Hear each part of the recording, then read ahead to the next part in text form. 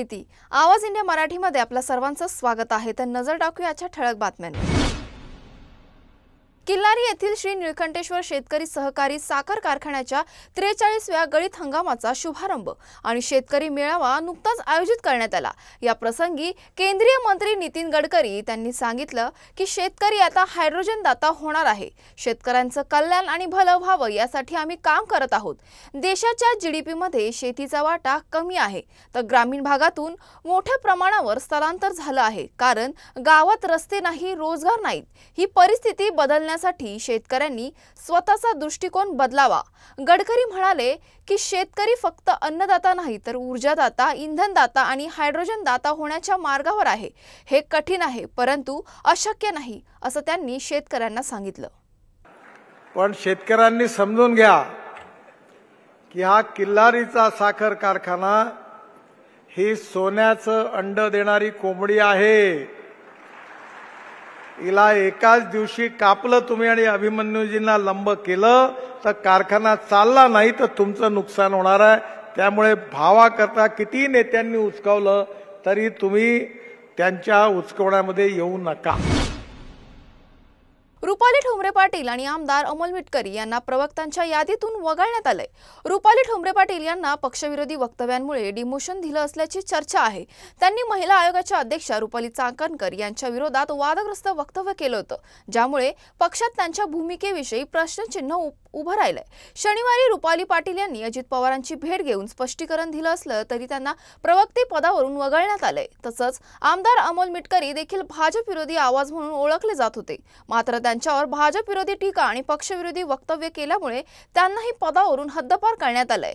या बदलांसोबतच अजित पवार यांनी सूरज चव्हाण जे मारहाण प्रकरणात फसले होते त्याला पुन्हा प्रवक्तेपद दिलं आहे।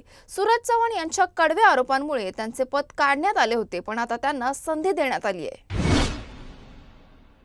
नाशिक जिल्ह्यातील स्थानिक स्वराज्य संस्थांच्या आगामी निवडणुकांमध्ये राजकीय वातावरण चांगलंच तापलंय।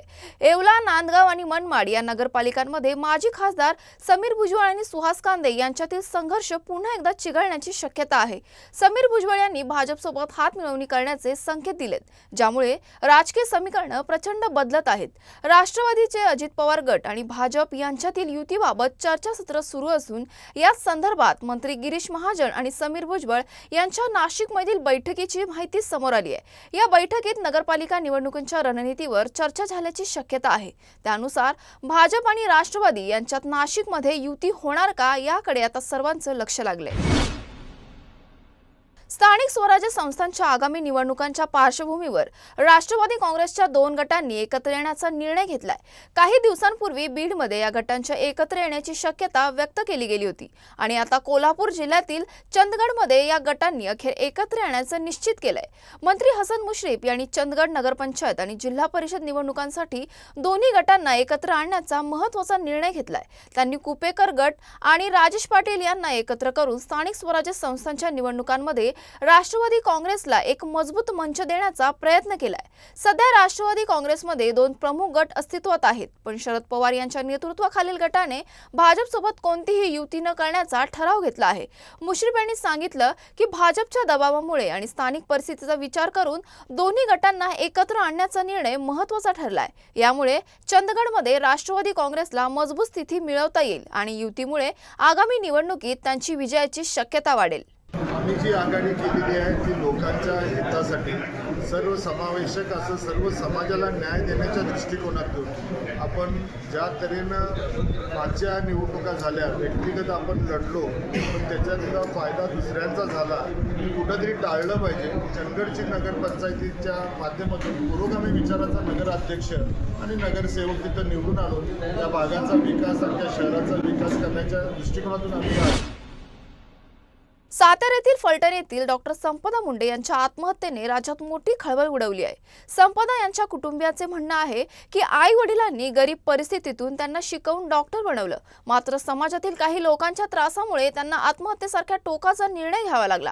काँग्रेस पक्षाने यावर आज आंदोलन केलं असून मुख्यमंत्री देवेंद्र फडणवीस यांच्या घरासमोर घेराव घालण्याचा प्रयत्न केला, परंतु पोलिसांनी काँग्रेस कार्यकर्त्यांना रोखून अनेक कार्यकर्त्यांना ताब्यात घेतलं।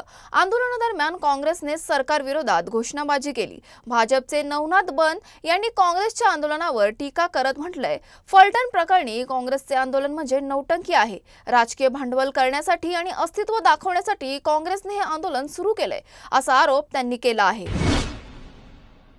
नाशिक जिल्ह्यातील बोधले नगर परिसरात फाटकी नोट न स्वीकारल्याच्या कारणावरून पेट्रोल पंपावरील कर्मचाऱ्यावर तलवार उगारली। या संपूर्ण थरारक घटनेचा व्हिडिओ सीसीटीव्ही कॅमेऱ्यात आणि आसपास असलेल्या काही मोबाईल कॅमेऱ्यात कैद झालाय।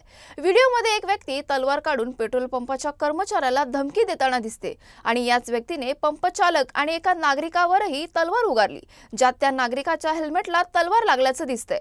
या घटनेनंतर नागरिकांमध्ये भीतीचे वातावरण पसरलंय। संशयित आरोपी मदन सोमवंशी या युवकाला पोलिसांनी ताब्यात घेतलं आहे।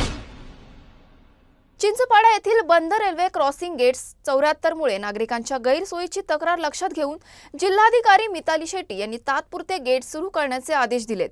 या निर्णयापूर्वी स्थानिकांनी रेल्वे रोको आंदोलन करण्याचा इशारा दिला होता। जिल्हाधिकाऱ्यांनी गेटवर जाऊन नागरिकांच्या समस्या ऐकल्या आणि शाळकरी विद्यार्थी, शेतकरी व रुग्णांच्या गैरसोयीचा उल्लेख करत रेल्वे व राष्ट्रीय महामार्ग प्राधिकरणाच्या अधिकाऱ्यांवर तीव्र नाराजी व्यक्त केली। कायमस्वरूपी उपायासाठी वरिष्ठ पातळीवर पाठपुरावा सुरू ठेवण्याचे आश्वासन त्यांनी दिले आहे।